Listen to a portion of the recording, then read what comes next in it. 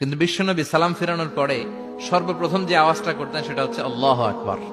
এরপর 3 বার পড়তেন আস্তাগফিরুল্লাহ আস্তাগফিরুল্লাহ আস্তাগফিরুল্লাহ। এরপর আয়াতুল কুরসি একবার। কয়বার? মান ক্বারা আয়াতুল কুরসি দুবুরা কুল্লি সালাতিন মাকতুবা লাম ইয়ামনাহু মিন দুখুলিল জান্নাতি ইল্লাল মাউত।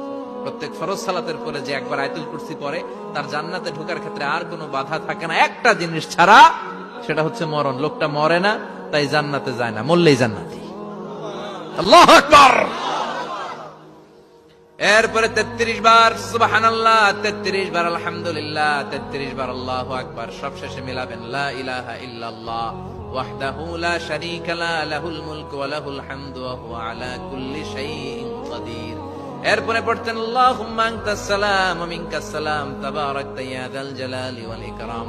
এরপরে পড়তেন আল্লাহুম্মা লা মানিআ লিমা আ'তাইতা ওয়া লা মু'তিয়া লিমা মানা'তা